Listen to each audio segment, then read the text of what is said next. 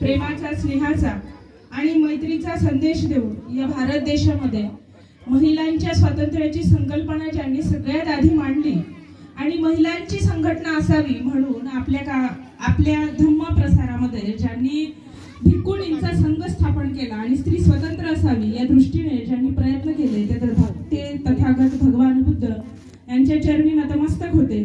आमचे सन्मित्र विशाल उशीर असं लिहितात की तू हेही बघ मी समाज कसा जागवतो, तू हेही बघ मी समाज कसा जागवतो. कालच अडाणी माय सांगून गेली, बुद्ध पेरला की बाबासाहेब उगवतो, बुद्ध पेरला की बाबासाहेब उगवतो. भारतीय राज्यघटनेचे शिल्पकार प्रज्ञासूर्य विश्वरत्न डॉक्टर बाबासाहेब आंबेडकर यांच्या चरणी नतमस्तक होते, ज्यांनी तुमच्या माझ्या पाठीचा कणा ताठ केला आणि या अखिल बहुजन समाजाचं मनोबल उंचावण्यासाठी आम्हाला सामाजिक, शैक्षणिक आणि राजकीय अधिकार मिळवून देण्यासाठी आजीवन ज्यांनी परिश्रम घेतले, प्रसंगी आपल्या प्राणांची आहुती दिली, त्या फुले शाहू आंबेडकरांच्या चरणी पुन्हा नतमस्तक होते. क्रांतिज्योती सावित्रीबाई फुले, स्वराज्य संकल्पिका राजमाता जिजाऊ माँसाहेब यांच्या चरणी नतमस्तक होते. तमाम क्रांतिकारकांना, महामानवांना, बहुजन नायिकांना, महानायिकांना या विचारपीठावरून वंदन करते. आज 54वा ब्रह्मलीन राष्ट्रसंत तुकडोजी महाराज यांचा 54वा पुण्यतिथी महोत्सव तुमच्या गावामध्ये आयोजित करण्यात आलेला आहे. राष्ट्रसंतांच्या चरणी सुद्धा नतमस्तक होते. राष्ट्रसंतांच्या विचारांच्या आणि कृतीशी आपण प्रामाणिक राहण्याचा संकल्प करणं, मला वाटतं पुण्यतिथी दिली त्यांना ही चांगली आदरांजली ठरू शकते. त्यांच्या चरणी नतमस्तक होते.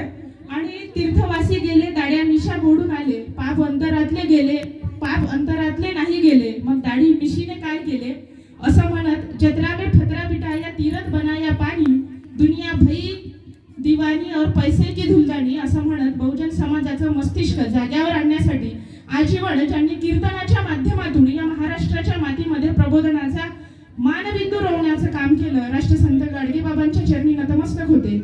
या विचारपीठावर उपस्थित असणाऱ्या या गावच्या प्रथम नागरिक सन्माननीय सरपंच थेरेताई, सन्माननीय ढवस काका, या विचारपीठावर उपस्थित असणाऱ्या सर्वच सन्माननीय महिला, या विचारपीठावर उपस्थित असणारे युवा वक्ते अभिषेकजी हेपट आणि आपण सगळेच म्हणजे माझी जाऊंच्या लाडक्या लेकी, माझी जाऊंच्या हिरकण्या आणि सावित्रीच्या लाडक्या लेकी आणि छत्रपती शिवाजी महाराजांचे आधुनिक मावळे, आपल्या सर्वांनाच माझा सप्रेम सस्नेह जय गुरु. या ठिकाणी या गावात बोलण्याचा तिसऱ्यांदा योग येते. मला वाटते ही माझ्या आयुष्यातली हॅट्रिक आहे की एकाच गावात 3दा बोलण्याचा योग येतोय. मला असं वाटेल की तुम्ही जर मला ऐकून घेण्याचा जर प्रयत्न करत असाल, मला वाटतं माझ्या आयुष्यातली सगळ्यात मोठी कमाई किंवा पुण्याई आहे.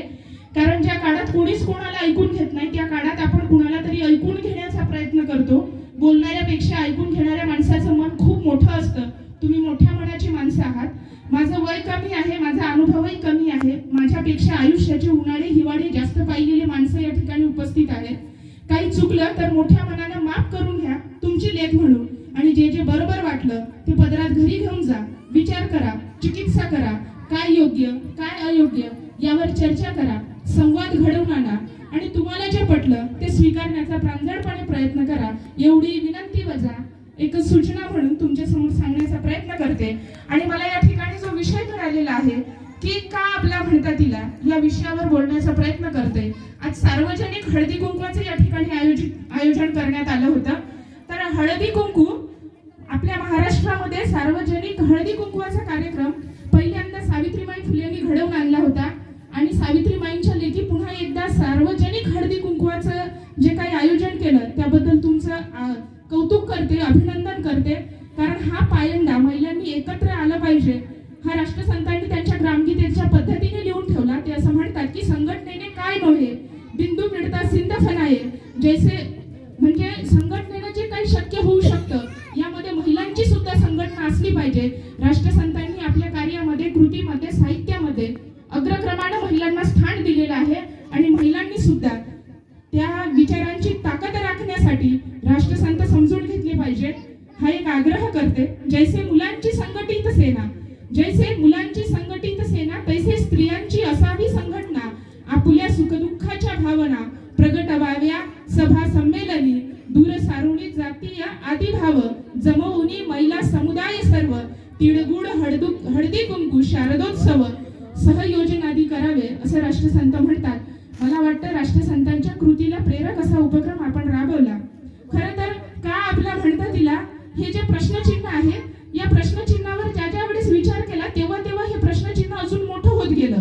मग याला लहान कसं करायचं, तर त्या प्रश्नाचं उत्तर मिळवू, आणि त्याचं उत्तर मिळवण्यासाठी मला वाटतं मला तुमचाच आवाज घेऊन बोलावं लागेल. म्हणजे ज्या समुदायाला बोलता येत नाही त्यांना त्यांचा आवाज नाही, त्यांना त्यांचा आवाज मिळवून देण्याचं काम वक्त्याचं असतं.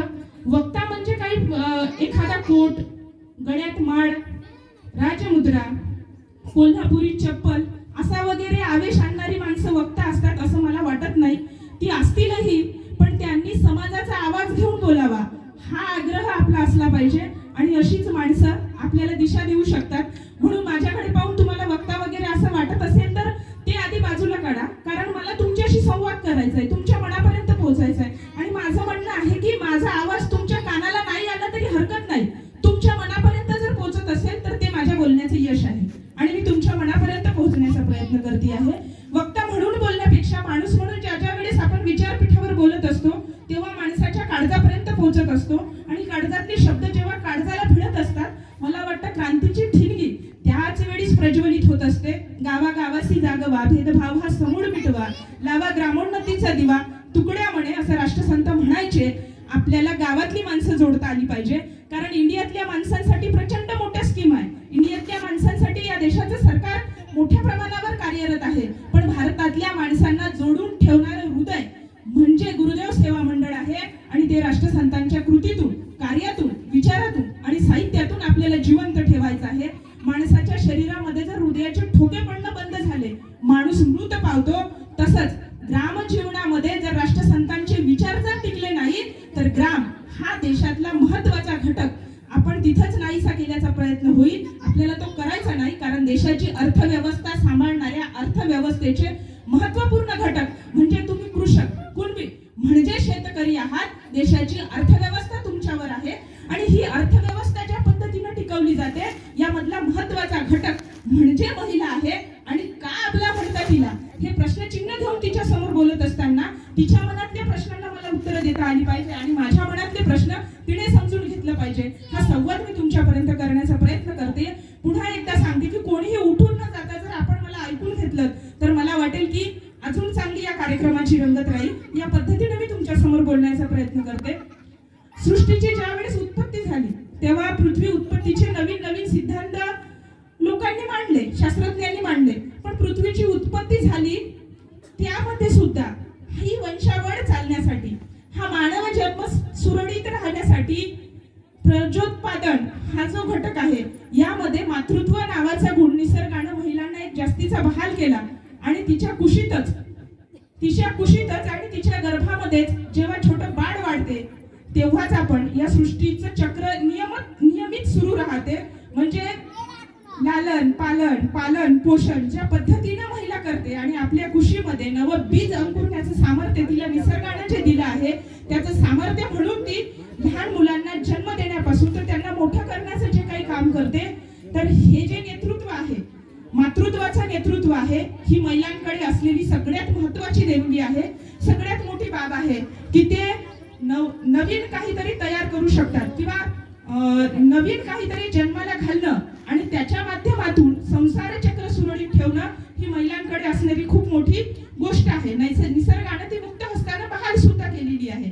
मग सृष्टीची उत्पत्ती झाली, पृथ्वी उत्पत्तीचे सिद्धांत मांडले गेले, आणि त्यानंतर ज्या पद्धतीने सहजीवन अस्तित्वात आलं, म्हणजे सिंधू संस्कृतीमध्ये मातृसत्ताक पद्धती होती, नदीच्या काठावरच संस्कृती वसल्या गेली, वाढल्या गेली.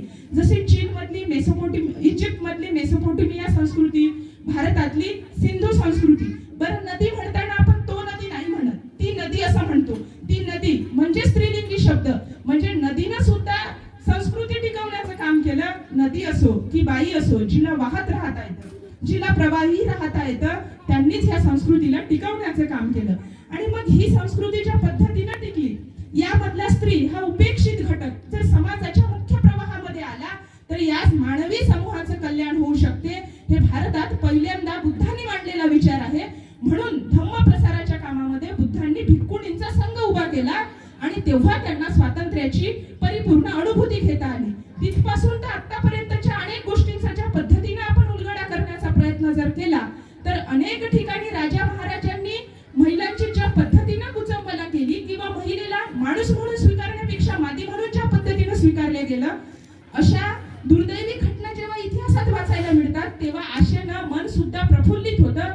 कारण याच महाराष्ट्रामध्ये क्रांतीची बीज रोवणाऱ्या राजमाता जिजाऊंचा जन्म झाला. आणि ज्या पद्धतीने हिंदू धर्मशास्त्र सांगत होतं की शूद्राचं पोरग नौकानयन करू शकत नाही, राज्यकारभार चालवू शकत नाही, शूद्राचा मुलगा राजा होऊ शकत नाही, महिला वेदांचं अध्ययन करू शकत नाही, महिला विविध भाषा शिकू शकत नाही, महिला राज्यकारभार करू शकत नाही, या तमाम रूढी प्रथांना, प्रचलित रूढींना फाटा देऊ तुमच्या आमच्या हक्काचं, बहुजनांचं अखिल विश्वाच्या कल्याणाला आदर्श ठरेल असं राजेशाहीतही लोकशाही असलेलं स्वराज्य म्हणजेच सुराज्य राजमाता जिजाऊ यांच्या संकल्पनेतून आपल्या महाराष्ट्राच्या भूमीमध्ये रुजलं. म्हणजे तत्कालीन रूढी प्रथा परंपरांना छेद देण्याची ताकद जर कोणामध्ये होती तर राष्ट्रमाता राजमाता जिजाऊंमध्ये होती.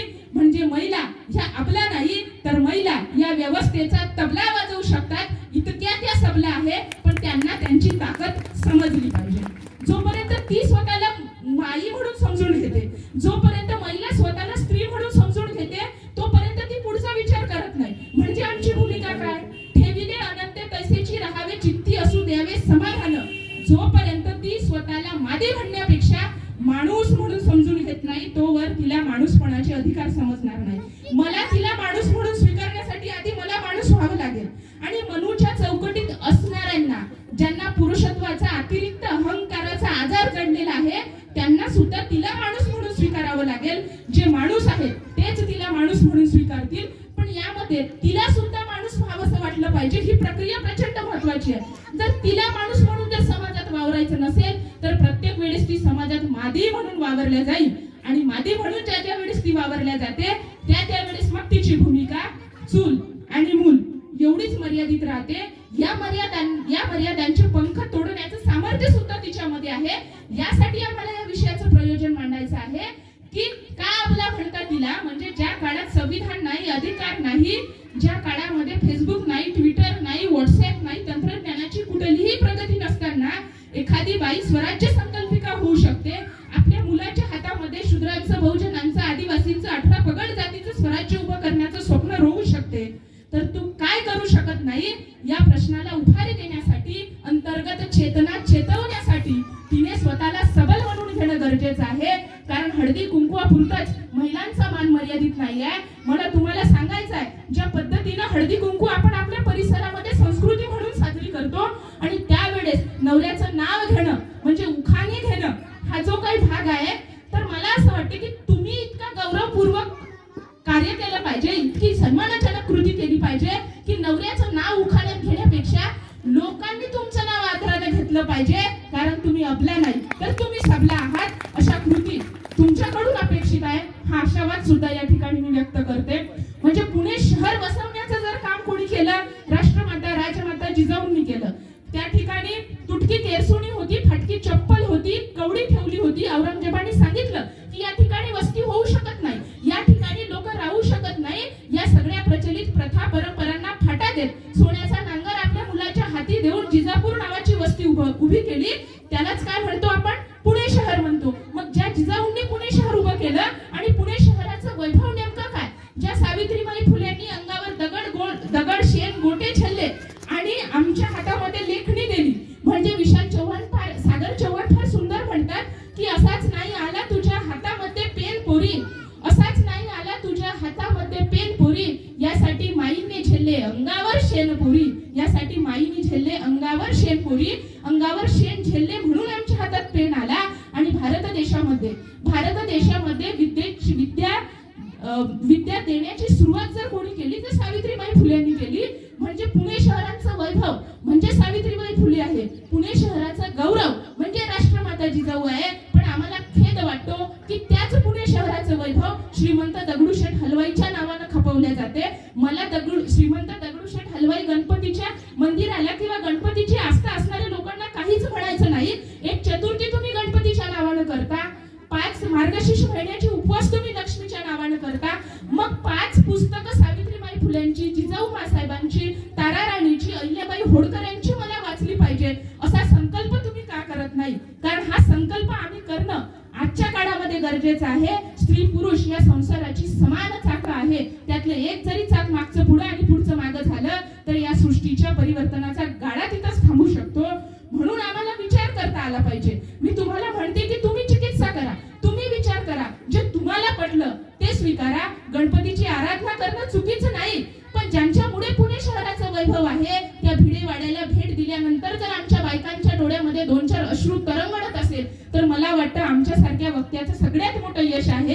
कारण मंदिराचे कळस वरच्या वर चालले, पण ग्रंथालय आज ओसाड पडत चालली आणि मुलांच्या हातात पेन, पुस्तक, पाटी देऊन त्यांना वाचनाचा संस्कार लावण्याचं काम हे बापाचं नाही तर मायेचं आहे. पण आमच्या आईला माझ्या नवऱ्याची तुझी बायको पाहण्यापासून तर ग्लिसरीनच्या आसवांचा बाज घेऊन मिरवणाऱ्या अभिनेत्रीसाठी रडण्यासाठी इतका वेळ पुरेसा मिळतो, पण मुलांचा अभ्यास घ्यायला सुद्धा आज आमच्या आईकडे वेळ नाही. म्हणूनच की काय आजच्या पिढीवर संस्कार टाकण्याची प्रचंड मोठी गरज आहे. माझं म्हणणं आहे, माझं मनापासून म्हणणं आहे की तुमच्या घरी कार नसली तरी चालेल, तुमच्याकडे कार नसली तरी चालेल, पण घरात संस्कार असले पाहिजे. कारण जिथं संस्कार आहे तिथं आपण भारताच्या नवनिर्मितीचं स्वप्न मोठ्या ताकदीनं पाहू शकतो. राष्ट्रसंत म्हणायचे की शानदार हो भारत मेरा, शानदार हो भारत मेरा. कुणाच्या भरोशावर राष्ट्रसंतांनी हे स्वप्न पाहिलं? येणाऱ्या पिढीला जर या स्वप्नाला प्रत्यक्षात उतरवायचं असेल तर या जिजाऊंच्या लेकीची भूमिका महत्वाची आहे, सावित्रींच्या लेकीची भूमिका महत्वाची आहे. आणि त्यासाठी तिने स्वतःला आपला वगैरे म्हणून घ्यायचं काहीही एक कारण नाही आहे. पण वर्तमानात ज्या कोणत्या गोष्टी घडताय याचा जर तिला परामर्श घेता येत नसेल, याचं जर तिला आकलन जमत नसेल तर येणारी पिढी ती घडवत नाही आहे. तिने ती घडवली पाहिजे. केवळ आम्हाला याची जाणीव करून द्यायची आहे. ती अबला नाही. डॉक्टर बाबासाहेब आंबेडकरांच्या संविधानानं जगात पहिल्यांदा मतदानाचा महिलांना आणि पुरुषांना समान अधिकार देणारी भारताची लोकशाही आहे. जसं आम्ही देवी देवतांचे आभार मानतो, सकाळी उठल्यापासून रात्री झोपतपर्यंत एक वेळा तरी बाबासाहेबांचे आभार माना. कारण सती जाणारी स्त्री या देशामध्ये राष्ट्रपती होऊ शकते. डॉक्टर बाबासाहेब आंबेडकरांच्या राज्यघटनेचा हा आविष्कार आहे. सावित्रीबाई फुलेंच्या कर्तृत्वाचा हा आविष्कार आहे. मग आम्ही पुढे जाऊ शकतो. तरीही आमच्या पुढे जाण्याची आमची गाडी कुठं थांबली याचा जर आम्ही विचार केला तर मी सुरुवातीला बोलले संस्कारावर. मला वाटतं की एकदा बोलायला लागलं की माझी लिंक लागते आणि त्यावेळेस मग हा विचारांचा प्रवाह असा सुरळीत सुरू असतो. अडचण आली तर आपण चिठ्ठी देऊ शकता, पण एक एक मुद्दा मला तुमच्या समोर प्रकर्षाने मांडायचा आहे. आणि ह्याच संस्कारामध्ये पहा संस्काराची ताकद कशी असते की एकदा छत्रपती शिवाजी महाराज तमाशाच्या कार्यक्रमाला आपल्या मावळ्यांसोबत गेले. जिजाऊंनी कान पकडला आणि जिजाऊ असं म्हणाल्या की हे शिवबा, तुला बायांना नाचवणारा नाही तर बायांना वाचवणारा राजा व्हायचा आहे. कारण स्त्री ही मराठ्यांच्या घरातली देवता आहे. जिजाऊंनी संस्कार दिला. साहित्याच्या अभ्यासक कोणी असेल, मराठी साहित्यामध्ये 9 रस असतात. 9 रसांपैकी एक महत्वाचा रस म्हणजे शृंगार रस. म्हणजे अगदी तिचे सफरचंदासारखे दिसणारे गाल आणि डाळिंबासारखे दिसणारे ओठ, यावर लिहिणारे प्रियकर प्रियसी प्रचंड पाहिले मी. किंबहुना मीही एक कवयित्री आहे. पण नखशिखांत नावाचा ग्रंथ संभाजीराजे लिहितात आणि त्यामध्ये आपल्या शरीराची निगा कशी राखली पाहिजे, सौंदर्य शास्त्राबद्दल ते त्यांचं मत प्रकट करतात. आणि असं करत असताना केसाच्या म्हणजे डोक्याच्या केसापासून तर पायाच्या नखापर्यंत लिहायचं असताना संभाजीराजे पायाच्या नखापासून डोक्याच्या केसापर्यंत लिहितात. कारण संस्कार, स्त्री ही मराठ्यांच्या घरातली देवता आहे. तिच्या पदराला सुद्धा धक्का लागता कामा नये. म्हणजे आधी पायाच्या नखापासून लिहिण्याचा प्रयत्न संभाजीराजांनी करणं म्हणजे बाईच्या पायाला वंदन करणं. कारण स्त्री ही कोण आहे? देवता आहे. तुम्ही देवी समान आहात. हा दर्जा आम्हाला आमच्या महान आईंनी दिलेला आहे. म्हणून स्वतःला कधीच कमी समजायचं नाही. ही गोष्ट आपण लक्षात घेतली पाहिजे. संस्काराचा हा असा प्रभाव असतो. आणि यानंतर जर पुन्हा एक महत्त्वाचं उदाहरण दिलं की तुम्ही ज्या पद्धतीने लिहिता आहात, बोलता आहात, एक माणूस म्हणून जगता आहात, मी तुमच्या समोर उभी आहे, याचं सगळं श्रेय कोणाला जातं? क्रांतीज्योती सावित्रीबाई फुलेंना जातं. एक बाई काय करू शकते? म्हणजे ज्योतिबा गोविंदराव फुले नावाच्या माणसाला क्रांती सूर्य ज्योतिबा फुले ही बिरुदावली सुद्धा एका महिलेमुळे मिळाली हे विसरता कामा नये. सगुणा नावाची महात्मा फुलेंची मावस बहीण होती आणि महात्मा फुलेंची आई लहानपणी वारली. त्यावेळेस ती काळजी घ्यायची महात्मा फुलेंची. छोटा ज्योती त्यावेळेस फार चांगली प्रतिभा त्यांच्यामध्ये होती आणि ती एका स्कॉटिश मिशनऱ्यांच्या घरी त्यांच्या मुलांचा सांभाळ करायची. आणि ती म्हणायची की ज्योती तुझ्यात प्रतिभा आहे, तू पुढे जाऊ शकतो. आपल्या समाजामध्ये, आपल्या हिंदू धर्मामध्ये जो भेदभाव आहे यामुळे तुला शिक्षण घेता येत नाही. पण मिशनऱ्यांच्या शाळेमध्ये सगळी लोक समानतेने बसतात, सगळे शिक्षण घेऊ शकतात. तुला त्यांच्यापर्यंत पोहोचवलं तर तुझ्या प्रतिभेचा आविष्कार ज्ञानात परावर्तित होऊ शकतो आणि तू खूप पुढे जाऊ शकतो. ही शिकवण देणारी सगुणाबाई सुद्धा तितकीच महत्वाची आहे. आणि महात्मा फुल्यांच्या विचारांचा धागा पकडून ज्या माऊलीनं आम्हाला शिक्षण देण्यासाठी इतक्या खस्ता खाल्ल्या, त्या सावित्रीबाई फुले सुद्धा तितक्याच महत्वाच्या आहे. कारण माझं म्हणणं असतं, प्रत्येकदा मी असं म्हणत असते ढवस काका, की वराला वधू आणि वधूला वर तर मिळतोच, पण आमची गरज काय आहे? आमची गरज काय आहे की 36 गुण नाही जुळले तरी चालेल, आमचे विचार जुळले पाहिजे. कारण वराला वधू आणि वधूला वर आजच्या 21वी न मिळणाऱ्या 21व्या शतकात मिळण्यापेक्षा ज्योतीला सावित्री आणि सावित्रीला ज्योती मिळायला पाहिजे, तरच परिवर्तनाची भाषा आम्ही महाराष्ट्रात बोलू शकतो. ही आमची गरज आहे. म्हणून कुंडल्या पाहणं बंद करून पोरापुरींचे विचार जुळतात का, त्यावरून लग्न ठरवण्याचा पायंडा तुम्ही गावात पाडण्याचा प्रयत्न करा. जर तुम्ही असं केलं नाही तर तिला आपला म्हणवणारे तुम्हीच आहात. कारण कोण्यातरी एका पोराला नोकरी आहे म्हणून त्याच्या बापानं त्याला शिक्षणासाठी लावलेला खर्च तो सासऱ्याकडून वसूल करतो हुंड्याच्या स्वरूपामध्ये. म्हणजे बापानं लावलेला खर्च दुप्पट तिप्पट सासऱ्याकडून काढायचा आणि पोरीच्या बापानं मात्र बेरोजगार व्हायचं आणि पोरीच्या आनंदासाठी वावर शेत विकून मोठ्या धडाक्यात लग्न करायचं आणि पोराला मात्र कसायला शेती राहत नाही. आणि पोरगी त्यावेळेस म्हणते की माझ्या सुखासाठी माझा भाऊ बेरोजगार झाला. एका कुटुंबाचं भलं करत असताना जर दुसऱ्या कुटुंबावर इतका मोठा घात होत असेल तर एखाद्या पोरीच्या बापाच्या डोळ्यातून अश्रू पाडणारे लोक महात्मा फुल्यांच्या विचारांचे वारसदार नाही, ते छत्रपती शिवाजी महाराजांचे मावळे नाही, ते राष्ट्रसंतांच्या विचाराचे प्रचारकही नाही आणि प्रसारकही नाही. असं जर वाटत असेल तर तो केवळ भ्रम आहे, तो केवळ संभ्रम आहे. कारण कोणाच्या डोळ्यातून पडणाऱ्या अश्रूची किंमत जर एखाद्याला करता येत नसेल, पोरीला जर तुम्ही कराराच्या पैशाच्या स्वरूपात आजच्या घडीला जर स्वीकारत असाल तर तुमच्या शिक्षणाला आणि तुमच्या डिग्रीला काहीही एक अर्थ उरत नाही. तुम्ही आपला नाही तर तुम्ही सबला आहात. म्हणून तुमच्या आयुष्याचे निर्णय घेताना काय योग्य आणि काय अयोग्य किमान इतकं तरी तुम्हाला समजावं, हा विचार मी तुम्हाला मनस्वीपणे देते. आणि तो विचार तुम्ही घरी जाऊन केला पाहिजे की मी सक्षम आहे का, हा प्रश्न स्वतःला विचारला पाहिजे. त्याच पद्धतीनं ज्या पद्धतीनं म्हणजे स्वराज्य संकल्पिका म्हणून राजमाता जिजाऊंनी स्वराज्य उभं केलं, शहाजीराजे नक्कीच मोठे, शिवाजीराजे नक्कीच मोठे, संभाजीराजे नक्कीच मोठे, पण जिजाऊ मासाहेब सुद्धा त्यापेक्षा मोठ्या. कारण नवऱ्यानं बोलून दाखवलेला विचार प्रत्यक्षात उतरवण्यासाठी स्वतःच्या पोराला स्वराज्याचे बाळ घडू देताना स्वतःच्या नाताला सुद्धा स्वराज्याचं सुराज्य घडवण्याचे बाल घडू देणारी महिला महाराष्ट्राच्या मातीत होऊन गेली. अफजल खानाचा ज्यावेळेस वध करण्यात आला, अफजल खान हा छत्रपती शिवाजी महाराजांचा राजकीय शत्रू होता, कुठलंही वैर नव्हतं. अफजल खानाच्या मृत्यूनंतर राजांचं वैर सुद्धा संपलेलं होतं. तो भाग वेगळा की अफजल खानाचा कोथळा काढणारे शिवाजी महाराज आम्हाला रंगवून सांगले जातात. पण आम्ही एक गोष्ट समजून घेतली पाहिजे. आणि त्यावेळेस अफजल खानाला मारल्यानंतर मोरोपंत जिजाऊ मासाहेबांची भेट घेतात आणि असं म्हणतात की आऊसाहेब फार मोठं पाप घडलं राजांच्या हातून, माऊलीचं हृदय धडधडायला लागतं. माऊली म्हणते की नेमकं काय झालं, माझ्या पोराला दगाफटका तर झाला नाही ना, माझ्या शिवबाचं काही कमी जास्त झालं नाही ना, तुम्ही लवकर बोला, नक्की बोला. आईचं हृदय स्त्रवत असतं लेकरांसाठी. त्यावेळेस असह्य होतं आणि राजमाता जिजाऊ विचारतात. त्यावेळेस मोरोपंत उत्तर देतात की राजांच्या हातून ब्रह्महत्या घडली, ब्रह्महत्या हे पाप आहे. त्यावेळेस जिजाऊ मासाहेब निर्णय घेतात आणि असं म्हणतात की स्वराज्याच्या आड येणारा ब्रह्महत्या असू शकत नाही, स्वराज्याच्या आड येणारा कोणताही माणूस हा आमचा राजकीय शत्रू आहे आणि माझ्या पोराच्या हातून पाप घडू शकत नाही. आणि जर असं झालंच असेल तर मी संभाजीला गादीवर बसवायला तयार आहे. हा निर्णय देणारी जिजाऊ आमच्या महाराष्ट्रात होऊन गेली. मग आमच्या मुलाने आणि मुलीने जर घरापासून बाहेर शिकण्याचा जर निर्णय घेतला असेल तर आजच्या जिजाऊंच्या लेकीने पाठीशी तरी उभं राहिलं पाहिजे. म्हणजे राजमाता राष्ट्रमाता जिजाऊ मासाहेब, माझ्या मुलाचं जर कमी जास्त झालं तर मी संभाजी राजांना गादीवर बसवायला तयार आहे असा संकल्प करू शकते. किमान तुम्ही तुमच्या मुला मुलींना शिकवण्याचा तर संकल्प करा. म्हणजे सावित्रीबाईचा संघर्ष शिक्षण देण्यासाठी होता, आम्हाला शिक्षण देण्यासाठी होता. किमान आमचा संघर्ष शिक्षण घेण्यासाठी असला पाहिजे. नाहीतर आम्ही फक्त सबला ह्या कोणत्या गोष्टी पुरतं झालो की रबरी शिक्क्या पुरतं आणि आमच्यातलं अबला असणं हे आम्हीच जिवंत ठेवण्याचा प्रयत्न करतो की काय. या प्रश्नाचं उत्तर आम्हाला मिळवायचं असेल तर आमच्या कृती बदलल्या पाहिजे, आमचे विचार बदलले पाहिजे, आमचे धोरण सुद्धा बदलले पाहिजे. असे संप पाहिले, आता पाहिले असतील तुम्ही की ऐतिहासिक संप झाले आताच्या हिवाळी अधिवेशनामध्ये. आणि लाखोंचे मोर्चे निघाले. कशासाठी? पगारवाढीसाठी.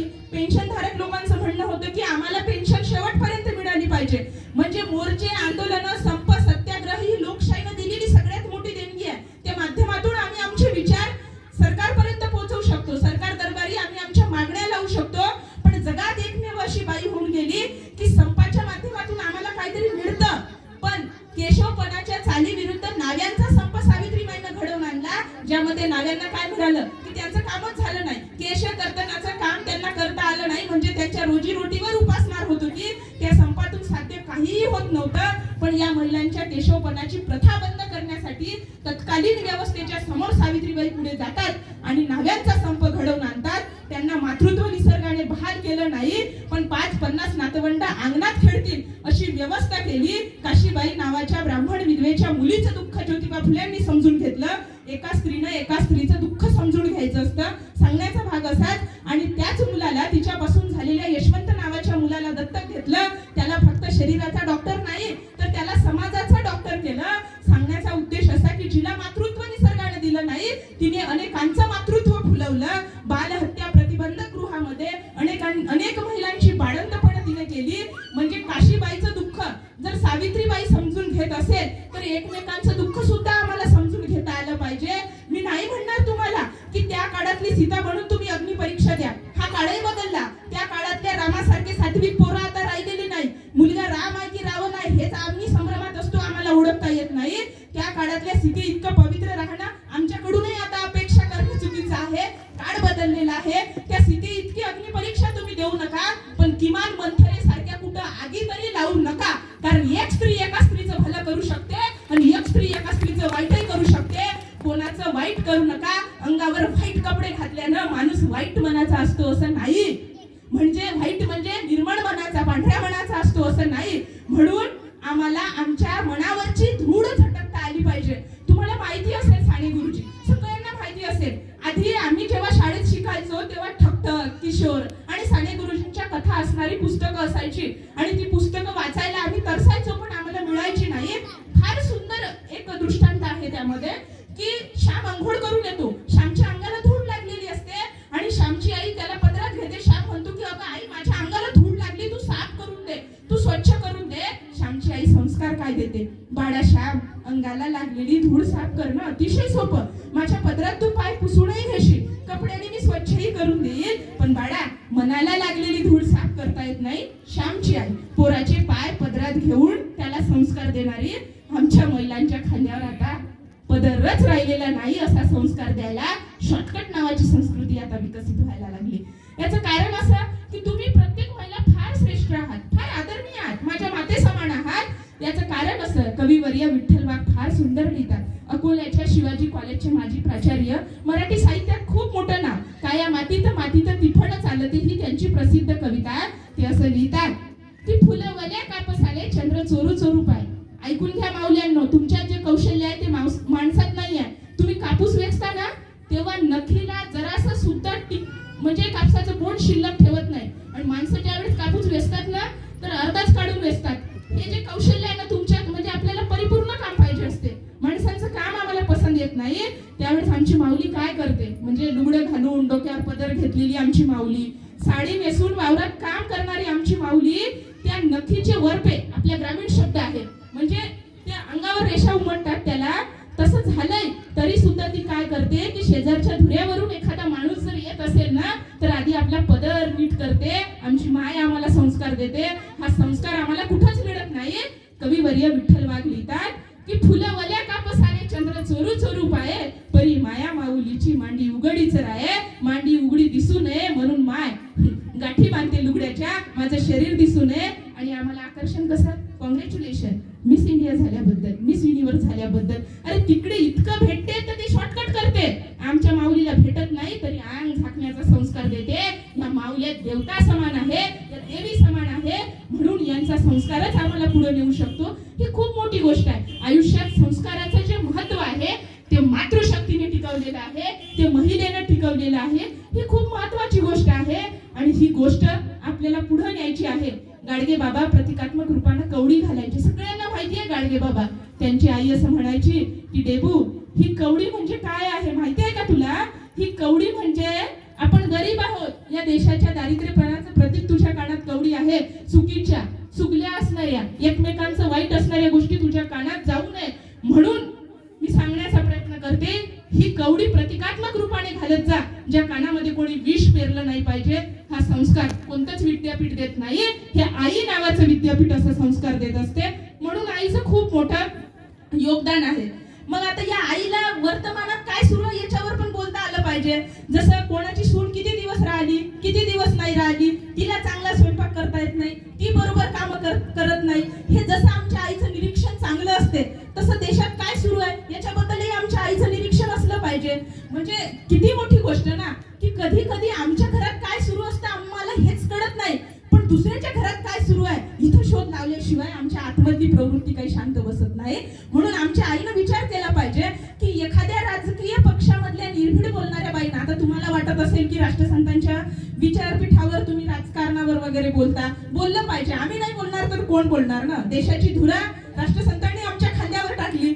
म्हणजे ते असं म्हणाले होते की या कवड्या कड्या माझी लपले ज्ञानेश्वर रवींद्र शिवाजी, विकसिता प्रगतील समाजी शेकडो महापुरुष. म्हणून आम्ही राजकारणावर बोललं पाहिजे. मग एखाद्या राजकीय पक्षाचा विचार पुढे नेत असताना एखाद्या बाईला विरोध करा, नक्की करा, पण विवेकानं विरोध करा. तिची अंतयात्रा ज्या वेळेस काढली जाते आमच्या एकाही माऊलीला काही वाटत नाही. वाटायला पाहिजे ना आमचं शिक्षण 12वी, ग्रॅज्युएशन, पोस्ट ग्रॅज्युएशन, की लोकशाहीनं विरोध करण्याची ताकद आम्हाला दिली, आम्ही केला पाहिजे. पण एखाद्या बाईची अंतयात्रा काढावी का? पण त्यावेळेस आमचं हिंदुत्व दुखावत नाही, त्यावेळेस आमचं हिंदुत्व दुखावत नाही. मात्र पण ज्या वेळेस गाईला धक्का लागला की हिंदुत्वाचा विषय ऊर बडवून पुढे येतो या देशामध्ये, तेव्हा आमच्या माऊलीला कळलं पाहिजे की गाय ही या देशाची अर्थव्यवस्था टिकवणारा महत्वाचा घटक आहे. राष्ट्रसंतांनी सुद्धा गोवंश अध्याय हे सगळं लिहिलेलं आहे. पण असं आमच्या देशात का होतं बरं? ह्या हिंदुत्वाचा पुढका येणारी माणसं ज्या वेळेस बागेश्वर नावाचा कोणतरी तथाकथित संत, म्हणजे समाजात वडवड करणारा कृमी संत काय म्हणतो की संत तुकाराम महाराजांच्या बायकोंनी तुकाराम महाराजांना मारलं. तुकाराम महाराजांच्या बायकोचा अपमान करणं म्हणजे काय? स्त्री जातीचा अपमान करणेच आहे ना, महिला जातीचा अपमान करणेच आहे ना. मग असा एकही पुरावा महाराष्ट्रात अभ्यास करणाऱ्या कोणत्याच लोकांकडे नाही. तरी सुद्धा अशी चुकीची माहिती सांगणाऱ्या बागेश्वर बाबाचं आम्ही प्रवचन पाहतो, पण हेच चुकीचं आहे असं आम्ही शेजारी जवळ चर्चा सुद्धा करू शकत नाही. याचा अर्थ कसा आहे की देशात काय घडतं याच्याशी आम्हाला काही देणं घेणं नाही. जोपर्यंत देशात काय घडतं याच्याशी आमचा संपर्क येणार नाही तोपर्यंत जिच्या हाती पाळण्याची दोरी ती जगाला उद्धारी, इथपर्यंतच आम्ही मर्यादित राहू. पण पाळण्याची दोरी घेऊन जगाचा जसा उद्धार करू शकतो तसाच समाजकारणाची आणि राजकारणाची दोरी घेऊन आम्ही देशाचा उद्धार करू शकतो. ही ताकद महिलांना समजली पाहिजे, कारण ते आपला नाही तर त्या सबला आहे. म्हणून त्यांचं निरीक्षण चांगलं असलं पाहिजे. समाजामध्ये निरीक्षण नावाची गोष्ट खूप महत्वाची आहे. निरीक्षणातून आकलन, आकलनातून चिंतन, चिंतनातून मनन, नंतर विचारांचं प्रगटीकरण आणि त्यावर चर्चा, त्यातून संवाद, यातून तयार झालेला माणूस हा वैचारिकरित्या प्रगल्भ असतो. आमची जशी किती शेती आहे, ही जशी आमची संपत्ती आहे, तसेच कोणाकडे किती चांगले विचार आहे, कोणाचं आचरण किती चांगलं आहे, ही सगळ्यात मोठी संपत्ती आहे. राष्ट्रसंतांनी सुद्धा त्यांच्या विचारांमध्ये आणि साहित्यामध्ये विचारांवर, आचारावर फार भर दिलेला दिसते. महिलांनी त्या दृष्टीने सुद्धा विचार केला पाहिजे. आणि हा विचार यासाठी केला पाहिजे कारण आज आमच्यावर जे अन्याय होत आहे, जे अत्याचार होत आहे, किती बातम्या आम्ही पाहतो महिलांवर बलात्कार झालेल्या. एक तरी बातमी दाखवा की महिलांनी पुरुषांवर बलात्कार केला म्हणून. म्हणजे ही गोष्ट तुम्हाला ऐकायला चुकीची वाटत असेल तरी समाजाला कमकुवत हा घटक आहे असं लोक ग्राह्य का धरतात? म्हणजे शिवाजी महाराजांच्या स्वराज्यासाठी तलवार उचलणारे मावळे हल्ली सलवार उचलायला लागले. आणि आज ह्या ज्या काही घटना आमच्या देशामध्ये, आमच्या महाराष्ट्रामध्ये घडत आहे, आणि हे सगळं पाहून आमचं मन व्यथित व्हायला पाहिजे. श्रद्धा वालकर नावाच्या तरुणीचे ज्या पद्धतीने 36 तुकडे करण्यात आले पाहिजे, आमच्या एका तरी माऊलीचं मत आहे का? म्हणजे असं कोणाच्याच मुलीशी होऊ नये, दुश्मनाच्याही होऊ नये, परदेशात सुद्धा होऊ नये. प्रेमाच्या नावाखाली शारीरिक वासनेचा बाजार मांडणारी भयंकर माणसं या समाजामध्ये आहे. हे खरं तर प्रेमच नाही. प्रेमावर ज्याची श्रद्धा असते ती माणसं कोणत्या श्रद्धाचे 36 तुकडे होऊ देत नाही. पण आमच्या माऊलीचं मत असलं पाहिजे की एखाद्या श्रद्धा वालकर सोबत जर असं होते, उद्या माझ्या मुलीसोबत घडू नये म्हणून मी तिला तयार करते का? तिला स्वसंरक्षणाचे धडे देते का? तिला आजची जिजाऊ बनण्यास मी प्रवृत्त करते का? तिला मैत्री मी समजून सांगते का, हे जर माय हो म्हणजे माऊल्यांनो हे जर तुम्ही सांगितलं नाही तर आमच्या पोरींनी कोणाचा आदर्श घ्यायचा? समाज बदलतोय तर आम्हाला सुद्धा बदलावं लागेल आणि आम्हाला सुद्धा समजून घ्यावं लागेल. ही गोष्ट फार महत्वाची आहे आणि ही गोष्ट आपण समजून घ्या अशी मी अपेक्षा व्यक्त करते. आज ऍसिड हल्ले होत आहे. इतकंच नाही, म्हणजे 2 वर्षापूर्वी हिंगणघाटला जी दुर्दैवी घटना घडली, हे प्रेम असतं? एखाद्या पोरीला म्हणजे असं भर रस्त्यात जाळण्यात येतं, हे असं प्रेम असतं का? अजिबात नाही. तर अशी जी काही प्रकरण आहे, ऍसिड हल्ले वाढतायत, महिलांवरचे बलात्कार वाढतायत. मला असं वाटतं की एखाद्या जिजाऊंच्या लेकीवर अन्याय होणं, अत्याचार होणं, बलात्कार होणं म्हणजे एखाद्या जिजाऊनं तिच्या मुलावर संस्कार करण्यात ती कमी पडली का, ही भूमिका तिने तपासली पाहिजे. कारण माझ्या मुलाच्या हातून असं दुष्कृत्य होऊ नये अशी जबाबदारी जर घराघरातल्या महिलेनं घेतली तर घराघरातल्या आईला स्वाभिमान वाटावा, अशी तिची पोरगी जागरूक राहू शकते, तिची मुलगी सक्षम राहू शकते. कारण दुसऱ्याची लेक ही सुद्धा आपलीच लेक आहे हा विचार करायला आपण तयार झालो पाहिजे. कारण आपण सगळी माणसं ही निर्मिकानं तयार केलेली लेकरं आहोत आणि आपण सगळे एकमेकांशी बंधुभावानं वागलं पाहिजे. महात्मा फुले सुद्धा हाच विचार सांगून जातात, आपल्या मुलांवर संस्कार करा. आमची एक ओरड असते की दुसऱ्याची मुलगी घरी आणल्यानंतर आम्ही ज्या पद्धतीने वागण्याचा प्रयत्न करतो, तिच्या चुका काढतो. आपल्या पोराचं लग्न करायचं असेल तर आपला मुलगा लग्न करण्यासाठी योग्य आहे की नाही हे तपासा. दुसऱ्याची पोरगी घरी येणं म्हणजे प्रचंड मोठी जबाबदारी आपण खांद्यावर घेऊन येत असतो आणि ती चुकीची आहे हे नंतर ठरवा. आपलं घोडं कुठं चुकते त्याला दुरुस्त करण्याचा प्रयत्न करा, म्हणजे त्यांचा संसार चांगल्या पद्धतीने होऊ शकतो. आपल्या मुलांना घडवणं ही माय माऊलीची मोठी जबाबदारी आहे, तिने ती सक्षमपणे पार पाडली पाहिजे. कारण तुम्ही तुमच्या मुलांवर ज्या पद्धतीने संस्कार करता तशी तशी ती पिढी त्या त्या वातावरणामध्ये वाढत जाते आणि त्या त्या पद्धतीनं ती आज उभी होते. म्हणजे तुमच्या गावात आहे की नाही मला माहित नाही, एक उदाहरण तुम्हाला देते. हे जर चुकीचं वाटत असेल तर बाजूला टाका किंवा काही हरकत नाही, पण सांगते. आमच्या ग्रामीण भागात एक पद्धती आहे, आमच्या भागामध्ये एका हाताने टाळी वाजत नाही, दोन्ही हाताने टाळ्या वाजते. आणि हे जे गावातली प्रेम प्रकरण असतात, प्रेम करण्याला आपला विरोध नाही. अण्णाभाऊ साठे असं म्हणाले की पृथ्वी ही शेषनागाच्या मस्तकावर नाही तर कामगारांच्या आणि कष्टकऱ्यांच्या कष्टावरच उभी आहे. मी तर म्हणते तशीच आहे पृथ्वी, पण जी माणसं प्रेमळ आहे, प्रेम करणारी आहे, एकमेकांना समजून घेणारी आहे, प्रेम या जगातल्या सुंदर भावनेवर ही सृष्टी टिकून आहे. प्रेम ही नितांत सुंदर आणि सुखावणारी गोष्ट आहे. पण ग्रामीण भागात आज काय पद्धती आहे की एका हाताने टाळी वाजत नाही, दोन्ही हाताने वाजते. आणि जेव्हा अशी प्रकरणं गावातच निपटवण्याचं काम येते त्यावेळेस बदनामी होऊ नये म्हणून मुलाकडच्या लोकांनी आम्हाला पैसे द्यावे, म्हणजे कमी जास्त जर झालं तर म्हणजे भरपाई द्यावी. म्हणजे प्रेमावरही स्कॉलरशिप मिळते का? मला तर हा विचार, म्हणजे ज्या माणसावर आपण प्रेम करतो त्यांच्या घराकडून आपण पैसे घ्यायचे बदनामी होऊ नये म्हणून, असे मुलीचे आई वडील असतात. आणि आपल्या मुलाचं प्रकरण दाबण्यासाठी त्यांना पैसे घेऊन चूप करायचं असेही मायबाप असतात. त्याच्यापेक्षा त्यांनी प्रेम कसं केलं पाहिजे, तुम्ही त्यांच्याशी प्रेमानं वर्तन करा, ते तुम्हाला मित्रमैत्रिणी म्हणून आई बापाला सांगण्याचा प्रयत्न करेल, समजून घेईल. प्रेम ते असतं जे एकमेकांना विश्वासात घेऊन केलं असतं. ग्रामीण भागात ही जी काही प्रकरण आहे याने गावातलं सामाजिक वातावरण काका ढवळून निघतं आणि एकमेकांबद्दल एकमेकाच्या मनात प्रीती राहत नाही. हीच प्रेम नावाची सुंदर गोष्ट, प्रेम नावाची फुलासारखी गोष्ट निवडुंगासारखी काटेरी होते आणि 1-2 लोकांच्या नेमत शिकणाऱ्या मुलींचं आयुष्य बर्बाद होते. त्यांचं पाऊल मग सगळ्यांची धावपळीत लग्न उरकवून दिल्या जातात, कारण यांचं जसं झालं तसं आमचं होऊ नये. आणि हा जो विचार आहे याने गावाचं वातावरण दूषित होतं, म्हणून समजून घेतलं पाहिजे. प्रेम किती सुंदर आहे, म्हणजे महिलाला तिला आपला का म्हणतात. महिलांना एक उदाहरण तुम्हाला देते. मीरा सगळ्यांना माहित आहे, कृष्णाच्या भक्तीत तल्लीन झाली, तिला माहित होतं कृष्ण भक्ती हा तिच्या प्रेमाचा अविभाज्य भाग होता.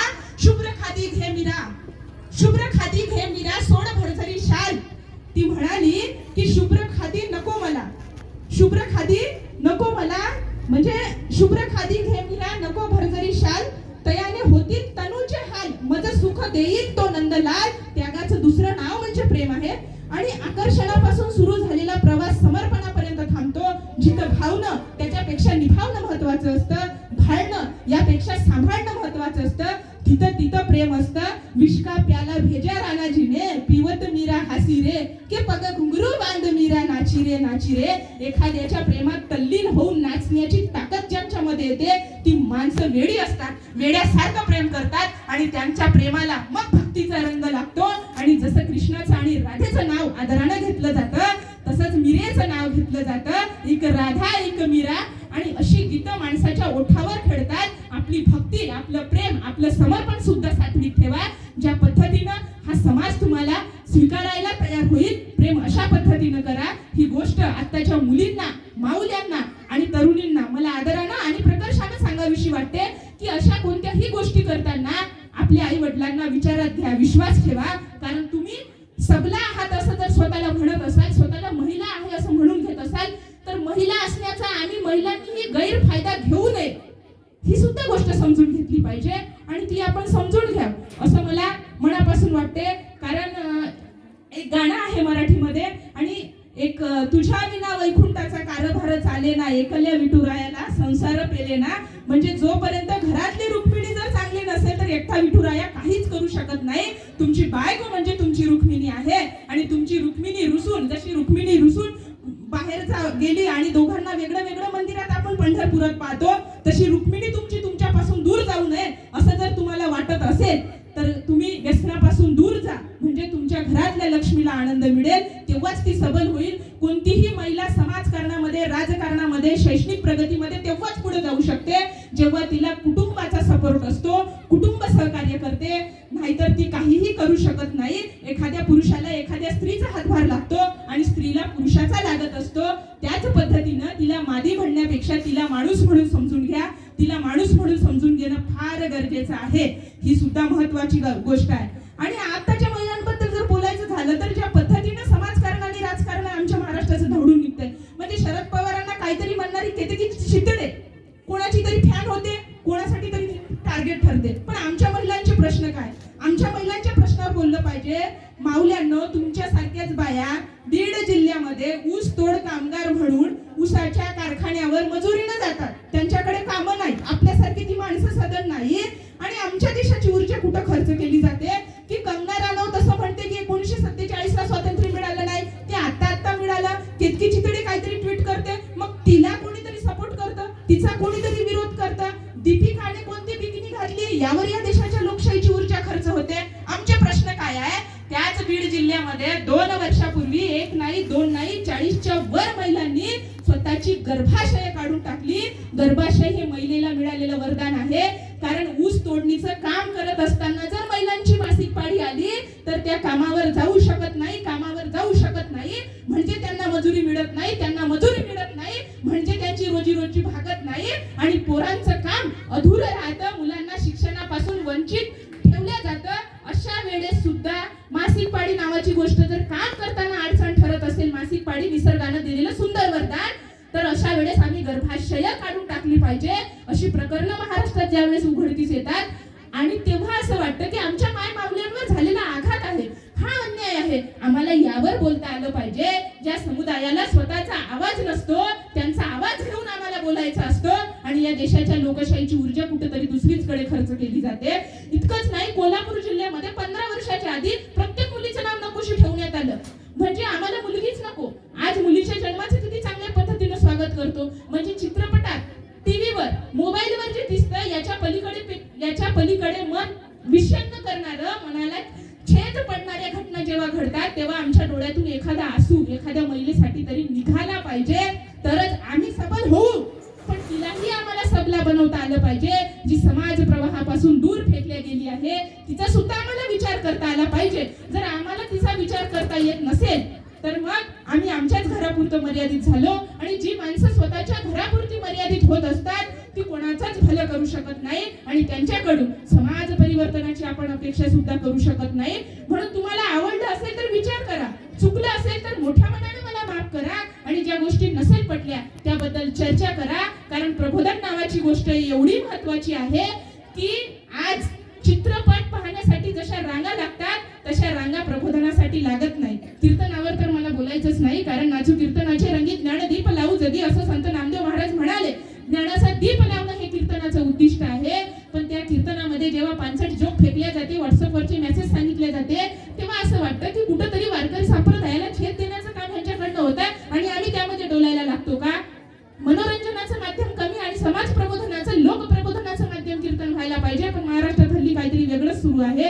आणि अशा सगळ्या या भयावह परिस्थितीमध्ये, सामाजिक वातावरण कलुषित आणि दूषित झालेल्या वातावरणामध्ये आम्हाला प्रबोधनाची गरज आहे. कारण प्रबोधन, धन, त्यामधला प्रभू बाजूला काढला तर धन येतो आणि धन प्रत्येकाकडेच आहे, पण ज्याच्याकडे प्रबोधन आहे त्याचं घर सुरक्षित आहे, त्यांचं मन मस्तिष्क मेंदू सुरक्षित आहे, त्यांच्या मुलांकडे विचार आहे. ज्याला प्रबोधन कळलं त्याच्या विचारांवर लोक विचार करू शकतात, त्याचा विचार समाजामध्ये स्वीकारला जातो, त्याने केलेल्या विरोधाला सुद्धा उंची प्राप्त होते आणि त्याने केलेल्या समर्थनाला सुद्धा दर्जा प्राप्त होतो. माणसाचं बौद्धिक आत्मिक मनोबल उंचावण्याचं काम हे प्रबोधनाचं आहे आणि प्रबोधन अशा पद्धतीनं झालं पाहिजे. म्हणून प्रबोधनाच्या कार्यक्रमाला उपस्थित असणं गरजेचं आहे. पण कसं आहे माहित आहे का की दारूचे रेट किती वाढले तरी लोक तक्रारी करत नाही काका, पण दुधाचे भाव वाढले की लोक घरी दूध घेणं बंद करतात. म्हणजे आम्रवृक्षाची वाढ व्हायला फार वेळ लागतो, पण गाजर गवत झपाट्याने वाढत असते. जे चुकीचं आहे ते लवकर स्वीकारतो आणि जे चांगलं आहे ते स्वीकारायला आम्ही मागं पुढे करतो. म्हणून आमचा ग्रामीण समुदाय मागे आहे. पण तुम्ही भारतात राहता, इंडियातल्या लोकांसाठी खूप आहे, इंडियातल्या लोकांपासून साठी मेक इन इंडिया पासून काय काय भरपूर आहे. पण भारत जर आम्हाला ठेवायचा आहे, भजन लावलं असेल ना का, तुकडो जी बाबा तुमने भारत जगा दिया था, आवाज खंजरी का सबको सुना दिया था.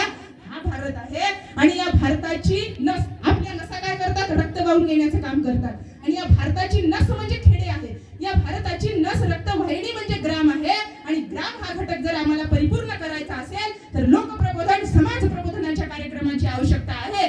पण शिला मुन्नी शालुकी ठुमकेवर नाचणारा बहुजन समाज ज्या दिवशी फुले शाहू आंबेडकर गाडगे बाबा राष्ट्रसंत तुकडोजी महाराज यांचा विचार वाचायला लागेल, त्या दिवशी जयंती रॅलीत नाचून साजरी करण्यापेक्षा पुस्तकं वाचून साजरी केल्या जाईल, तेव्हा खरा भारत आमचा उज्ज्वल भारत तयार होईल. जो राष्ट्रसंतांना अपेक्षित होता तोच भारत निर्माण करण्यासाठी प्रयत्न केला पाहिजे. आणि या भारतातला महत्त्वपूर्ण घटक म्हणजे स्त्री आहे, म्हणजे महिला आहे. हिच्यावरच आमची शान आहे आणि हिच्यावरच आमची ताकद आहे. माहिती आहे का, आता तुमच्या आवडीचं उदाहरण देते.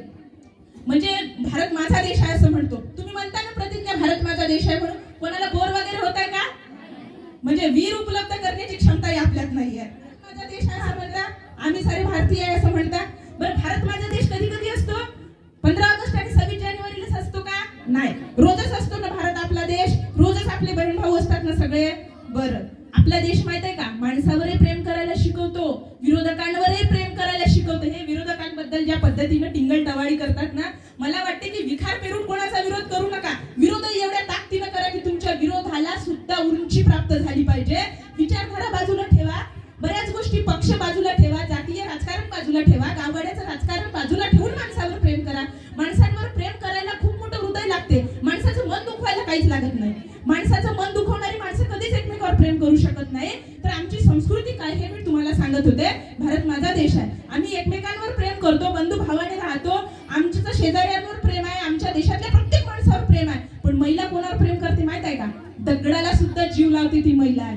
दगडाला सुद्धा जीव लावते, पण दगडाला पाजर फुटत नाही असं आपण म्हणतो, पण ती दगडालाही पाजर फोडून दाखवते. सांगू, जेव्हा आम्ही बारसं असते त्यावेळेस पाळण्यात काय टाकलं जातं? पहिल्यांदा दगड, पाटावर असणारा वरवंटा, आणि त्याला गुंडाळलं जातं आणि काय म्हणतो आम्ही?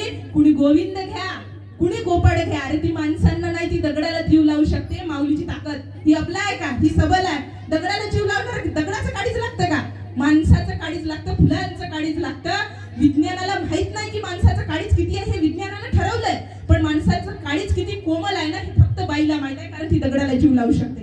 बरं, लग्न कार्यामध्ये जात्यावर हळद दळल्या जाते आहे ना, बहिणाबाई जात्यावर म्हणजे दळायची तेव्हा तिने एक ओवी लिहिली, अरे घरोटा घरोटा त्यातून पडे पिटी, तसं तसं माझं गाणं येतं माझ्या ओठी. दळण दळताना बहिणाबाईंची ओवी आहे. आता आमच्या लग्न कार्यामध्ये आम्ही हळद दळतो.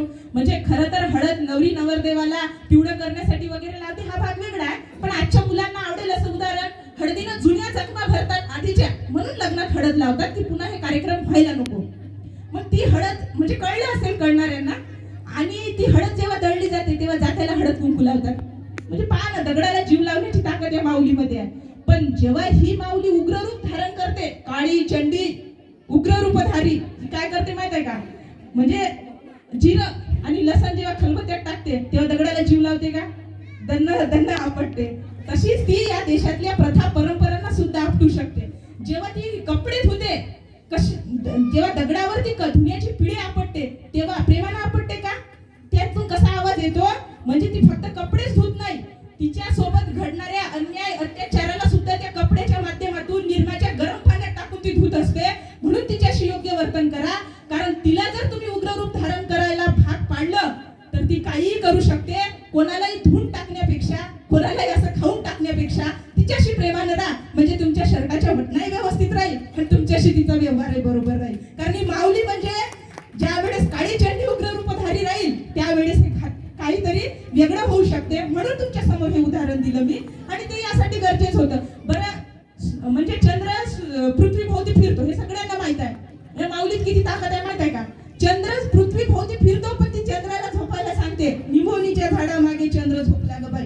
पण ती चंद्राला काय पुरसत आहे का? तो पापी म्हणजे परिभ्रमण त्याचं सुरू असते पृथ्वीभोवती, पण ती काय म्हणते, निंबोनीच्या झाडामागे चंद्र झोपला ग बाई, आज माझ्या माणसाला झोप का येत नाही. म्हणजे चंद्र झोपला म्हणून तू झोप. चंद्राला आव्हान करण्याची ताकद महिलांमध्ये आहे. जिजाऊ मासाहेबांच्या कपाळावर चंद्रकोर आहे. ही पाळण्यातून अंगाई गीतातून चंद्राला आव्हान करते. तशीच ती चंद्रावर सुद्धा जायला लागली. म्हणून ते चंद्र नावाचं गाणं बाजूला ठेवा, पण ती चंद्रावर सुद्धा जायला लागली म्हणजे ती आपल्या नाही तर ती सबला आहे. आणि तिचं सबल असणं हा समाज सुरक्षित असण्यासाठी आणि ह्या समाजाचं मानसिक आणि सामाजिक आरोग्य राखण्यासाठी तिचं सबल असणं फार महत्वाचं आहे आणि हे झालं पाहिजे. म्हणून अशी जी प्रश्न आहेत ती आम्हाला मांडता आली पाहिजे. आता काय ते म्हणजे मी म्हणणं योग्य राहील की नाही माहित नाही, पण गौतमी पाटीलचा जो डान्स आहे काय कॉन्फिडन्स आहे, म्हणजे लोकांना किती आवडतं ना. आमचे प्रश्न किती बाजूला आहेत, म्हणजे आमच्या आया बहिणींना उद्या होणाऱ्या आमच्या आया बहिणी, आमच्या छोट्या मुली आदिवासी तांड्यावरच्या शाळा बंद करण्याची परिस्थिती, म्हणजे सरकारने घेतलेला निर्णय 20 पेक्षा कमी पटसंख्या असलेल्या शाळा बंद करण्याचा निर्णय. आता कुठं मोर्चे काढले त्याच्यानंतर हा निर्णय मागे घेतला. इकडे आमच्या शिक्षणाचे वांदे आणि आम्ही फॅन कोणाचे? गौतमी पाटील. सबसे कातील गौतमी पाटील. अरे ते उर्फी जावेदचं तर काहीतरी वेगळंच प्रकरण आहे. काहीतरी म्हणजे तिने कोणते तरी कपडे घातले म्हणून तिला कोणीतरी काहीतरी म्हणतं, ती त्याला टार्गेट करते, तिला म्हणणारे लोक टार्गेट करतात. आमचे प्रश्न जर आम्हाला सरकार दरबारी पोहोचवायचं असेल तर आमच्या भारतातल्या म्हणजे खेड्यातल्या महिला सक्षम झाल्या पाहिजे ना. तिकडे खूप आहे माहिती आहे का. आणि ते अर्धे कपडे घालून असणाऱ्या अभिनेत्यांना कव्हरेज मिळतं, मीडिया कव्हरेज देतो. त्यांच्याच प्रश्नावर प्रतिक्रिया ह्या पेपरमध्ये छापल्या जातात, त्यांना न्यूज चॅनलवर वाहिन्यांमधून दाखवलं जातं. तुमच्या आमच्या समस्या कोण मांडणार आहे? इथपर्यंत मीडिया पोहोचला का? नाही ना. तो पोहोचवायचा असेल तर आम्ही सक्षम झालं पाहिजे. आणि आम्ही अबला नाहीच आहोत, अजिबातच नाही आहोत, पण स्वतःला आपला आहो असं समजून घेणं पण सोडलं पाहिजे. महिलांचा एक प्रॉब्लेम आहे, म्हणजे तुम्हाला चुकीचं वाटत असेल तर माफ करा, जिथं बोलायला पाहिजे तिथं महिला बोलत नाही, जिथं नाही बोलायला पाहिजे तिथं बोलल्याशिवाय राहत नाही. त्याच्यामुळे आपण कुठं बोलायचं हे नाही समजलं तरी चालेल, पण कुठं बोलायचं हे नाही समजलं तरी चालेल, पण कुठं नाही बोलायचं हे जर कळलं तर आम्हाला आमच्या व्यक्तिमत्व विकासाच्या ज्या संधी आहेत त्या समजतील. समाजकारणात महिला येतील, राजकारणात महिला येतील. आणि तुमची ही जी काही शेती आहे ना ती कोणाच्या भरोशावर टिकून आहे? आधी मातृसत्ताक पद्धती होती हिंदू संस्कृतीमध्ये. या शेतीचा महत्वाचा घटक म्हणजे महिला आहे. तुम्ही आला नाही तरी सुद्धा कापसाचं गाठोडं ती घरपर्यंत घेऊन येते. ते काय फक्त कापसाचं गाठोडं असतं का? ते जबाबदारीचं ओझं असतं.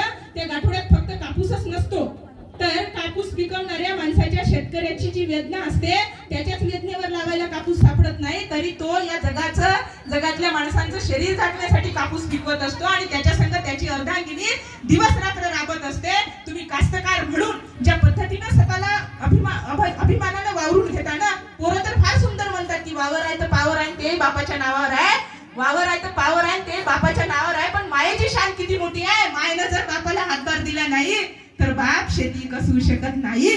म्हणून ही महिला या समाजातला खूप महत्वाचा घटक आहे आणि महत्वपूर्ण ताकदीचा घटक आहे, ज्याच्या माध्यमातून या समाजामध्ये परिवर्तन करू शकतो. किती शेतकऱ्यांच्या आत्महत्येच्या आम्ही प्रकरण पाहतो. आमचा यवतमाळ जिल्हा शेतकरी आत्महत्या या दुर्दैवी घटनेसाठी प्रसिद्ध आहे. दुःख वाटते, खंत वाटते. पण ज्या पद्धतीने सप्तपदीची गाठ बांधली जाते आणि त्यावेळेस नवरा मेल्यानंतरही बाईला मरता येत नाही. वेदनेला पर्यायी शब्द म्हणजे बाई आहे, संघर्षाला पर्यायी शब्द म्हणजे बाई आहे. शेतकऱ्याची आत्महत्या झाली अशी बातमी पेपरात छापून येते, पण त्यानंतर सुद्धा ती आपल्या चिल्या पिल्यांचा सांभाळ करते. नवरा मेल्यानंतर ती लेकरांना टाकून देत नाही. याचं कारण असं की तिच्या अंगामध्ये जे मातृत्व निसर्गाने बहाल केलं, मातृत्वासोबत ममता सुद्धा तेवढीच बहाल केली, प्रेम सुद्धा तेवढंच बहाल केलं. बाईला मरता येत नाही, वेदना तिला जिवंत ठेवत असते. म्हणून आज कितीतरी शेतकरी आत्महत्याग्रस्त महिलांचे मुलं आम्ही ज्या वेळेस पाहतो ताकदीनं संघर्षानं आयुष्यात उभे होतात, लढतात, या मागे त्या माऊलीची प्रेरणा असते. कारण ज्याच्या पदराला गाठ बांधून दिली त्याचा संसार बरोबर करायचा मायबाप शिकवण देते. आणि त्यात ज्याच्यासोबत गाठ बांधली ते एका पाखराचे दोन पंख असल्यावर एक पंख छाटल्यानंतर संसार करताना तिची जी तगमग होते, तिची जी धावपळ होते, ती तडमड होते, तरी सुद्धा ही माऊली थांबत नाही, संघर्ष करत आयुष्यात पुढे जात राहते. अशा माऊल्या या समाजाला घडवत असतात. म्हणून माता भगिनींचा सन्मान झाला पाहिजे आणि तो मनापासून आपण केला पाहिजे. हा विचार आम्हाला समाजापर्यंत पोहोचवायचा आहे. महिलांचा फक्त सन्मान होणं म्हणजे एका दिवसापुरता व्हावा का? उखाण्यापर्यंत त्यांनी आपल्या नवऱ्याचं नाव घ्यावं का? खरं तर नवऱ्याला अभिमान वाटावा, समाजाला अभिमान वाटावा अशी कृती तिच्याकडून अपेक्षित आहे. तिने अशा मुलांना घडवणं अपेक्षित आहे. या समाजाला सुद्धा तिच्याकडून फार मोठ्या अपेक्षा आहे आणि त्या अपेक्षेला आपण पात्र ठरलो का याचा विचार महिलेने केला पाहिजे. तिनं सर्वार्थानं सक्षम झालं पाहिजे, सर्वच बाजूने विचार केला पाहिजे. सामाजिक, आर्थिक, राजकीय या सगळ्याच गोष्टीवर तिला बोलता आलं पाहिजे. केंद्रामध्ये अर्थसंकल्प मांडल्यानंतर ज्या पद्धतीनं चर्चा केली जाते तसंच घरचं बजेट कोण मांडते तर आपली आई मांडत असते. म्हणजे एखादी साबण संपल्यानंतर सुद्धा ती साबण फेकून देत नाही आई, ती टाक्याला लावते आणि त्याच्यावर आपण हात भांडे घासल्यानंतर धुत असतो. म्हणजे इतकं सुद्धा वाया जाऊ नये हा विचार महिलांकडे आहे, तो पुरुषांकडे नाही. माणसं सरसकट फेकून देतात कोणत्या गोष्टी. आवडली नाही तर दुसरी भाजी पाहिजे असते, पण बाई सकाळचं खाऊन सुद्धा संध्याकाळी झोपू शकते. कुटुंब सुरळीत ठेवण्याचं काम बाई करते आणि या बाईमध्ये आम्हाला ताई शोधता आली पाहिजे.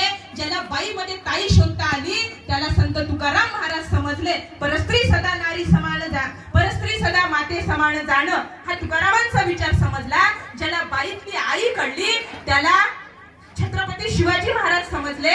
आणि ज्याला बाई ही भोग वस्तू नाही, ती माणूस आहे, ती मादी नाही, हे ज्यांना कळलं त्यांना राष्ट्रसंत समजले. आणि स्त्री या समाजाचा कणा आहे, हा समाज पुढे नेऊ शकते, हे ज्यांना कळलं त्यांना डॉक्टर बाबासाहेब आंबेडकर समजले. आणि ते आपण समजून घ्या अशी अपेक्षा तुमच्या समोर व्यक्त करते.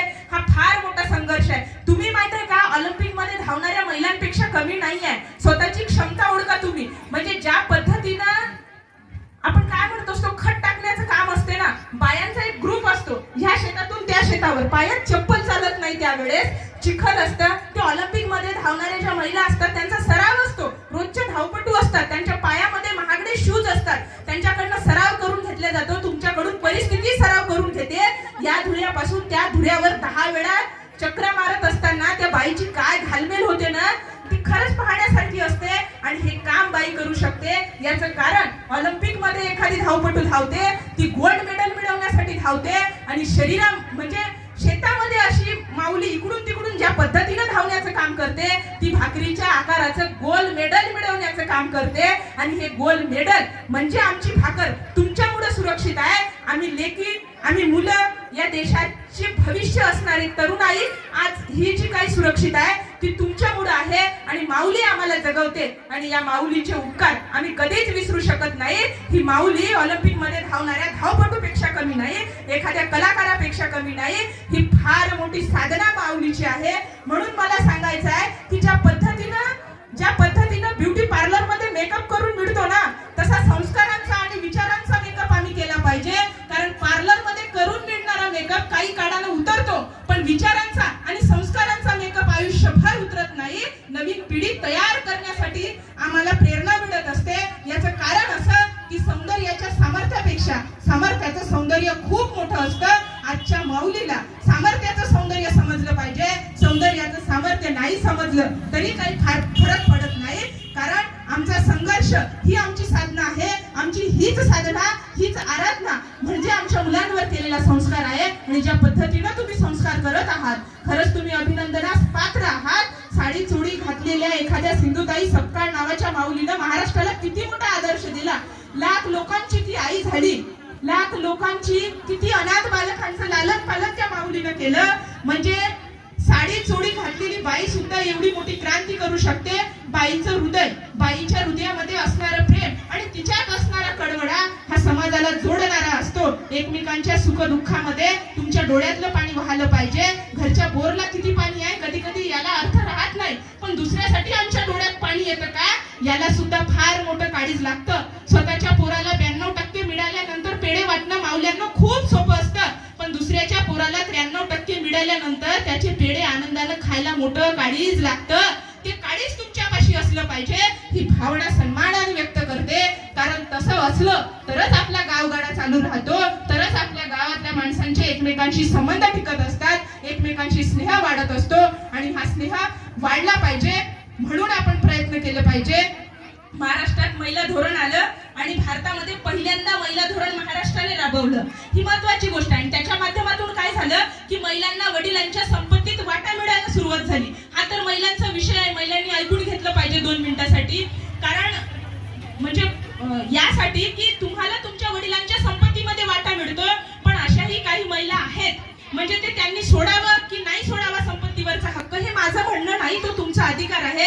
पण 2च एकर वावर आहे, त्यातही माझ्या भावाचा हिस्सा मी घेतला तर त्याचं पोट कसं भरेल, एवढं मोठं मन ज्या बाईला करता येते ना, खरंच माऊलीच्या काळजाचं कौतुक केलं तेवढं कमी आहे. आणि त्यात असं म्हणजे त्या महिला धोरणामध्ये असं सांगितलं गेलं की मग वडिलांच्या संपत्तीत वाटा आणि शासकीय खरेदी विक्रीत सुद्धा महिलांचा वाटा आला पाहिजे. पण आजही पहा ना आमची पुरुष प्रधान संस्कृती, कोणीतरी पायंडा पाडला का, घरावर पाटी असते, आधी नाव कोणाचं असते, नवऱ्याचं, खाली कोणाचं असते, बाईचं. बरं घरी कार्यक्रम पत्रिका येते, लग्न पत्रिका, वर्षाच्या तावडाच्या पत्रिका येतात, कोणाच्या नावाने येतात, नवऱ्याच्या. म्हणजे आहेत अजूनही अशा गोष्टी की तिथं थोडं आम्हाला डावललं जातं. अशा वेळेस आम्हाला डावललं जाऊ नये हा विचार आम्हाला करता येते. आणि याच महिला धोरणामुळे आज महिलांना स्थानिक स्वराज्य संस्थेत सुद्धा आरक्षण मिळायला लागलं. पण आम्हाला आरक्षणापेक्षा संरक्षण फार महत्वाचं आहे.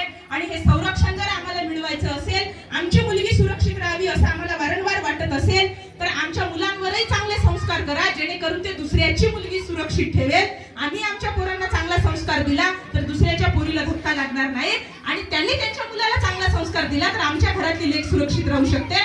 साधं गणित आहे हे. ज्या गावाला जमलं, ज्या लोकांना जमलं, ज्या माऊल्यांना जमलं, ज्या मायबापाला जमलं, त्या गावात मात्र महिला अत्याचाराची प्रकरणं घडणार नाही आणि ती घडू नये असा आशावाद या ठिकाणी व्यक्त करते. आपण मला बोलण्याची संधी दिली. फार बोलणं म्हणजे कधी कधी कसं असतं की फार बोलायला लागलो की महत्वाच्या शब्दांना महत्व उरत नाही, सुरुवातीच्या शब्दांना. हे ज्या पद्धतीने आम्ही तरुणाई पुढे मांडतो, ज्या पद्धतीने शिक्षकांनी संस्कार करायला पाहिजे, ते सुद्धा कधी कधी मग गुटख्याच्या आणि खऱ्याच्या आहारी गेलेले दिसतात. म्हणजे ज्यांच्यावर समाज घडवण्याची भिस्त आहे ती माणसं चांगल्या पद्धतीने काम करताय की नाही हे जाऊन पाहणं सुद्धा तुमचं कर्तव्य आहे. तुमची श्रीमंती म्हणजे 2 मजली माडी नाही, तुमच्या गावातली संपन्न शाळा आहे.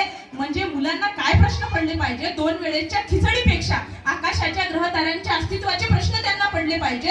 आणि शाळेतल्या विज्ञानाच्या प्रयोग करणाऱ्या वस्तू ह्या शोकेस मध्ये नाही तर मुलांना हाताळता आल्या पाहिजे. त्यांच्या कोवड्या आणि सुकुमार बुद्धीला प्रश्न पडणं म्हणजे भारताच्या उज्ज्वल भवितव्यासाठी त्यांनी चिंतन केल्यासारखं आहे. ते करता आलं पाहिजे. गावची जशी स्वच्छता करता तशी मनाची स्वच्छता करा. जसा स्वतःला अभिमान महत्वाचा आहे, स्वतःसाठी स्वाभिमान महत्वाचा आहे, तोच अभिमान स्वाभिमान दुसऱ्याचा टिकवण्यासाठी प्रयत्न करा. ज्या पद्धतीनं कौतुक 4 चौघात करायचं असते पण दोष मात्र एकट्यात काढले पाहिजे. आणि दोषही असे काढायचे, पायातून जसा काटा काढतो तसा हळुवार पद्धतीनं दोष काढण्याचा प्रयत्न केला पाहिजे. आपली माणसं आपलीच आहेत. पक्षीय राजकारणामुळे किंवा 5 वर्षाच्या निवडणुकीमुळे ती दुखावली नाही गेली पाहिजे. तुम्ही आम्ही सगळे एकाच निर्मिकाची लेकरं आहोत, एकमेकांचे बहीण भाऊ आहोत. हा बंधुभाव वाढला पाहिजे. आणि शेवटी या विषयाला न्याय देत असताना का आपला म्हणता तिला असं म्हणत असताना कुसुमाग्रजांच्या ओळी घेऊन फक्त इतकं म्हणते की समान मानव माना तिला, समान मानव माना स्त्रीला तिची अस्मिता खुडू नका, समान मानव माना स्त्रीला तिची अस्मिता खुडू नका, देवी म्हणून भजू नका वा दासी म्हणून पिटू नका.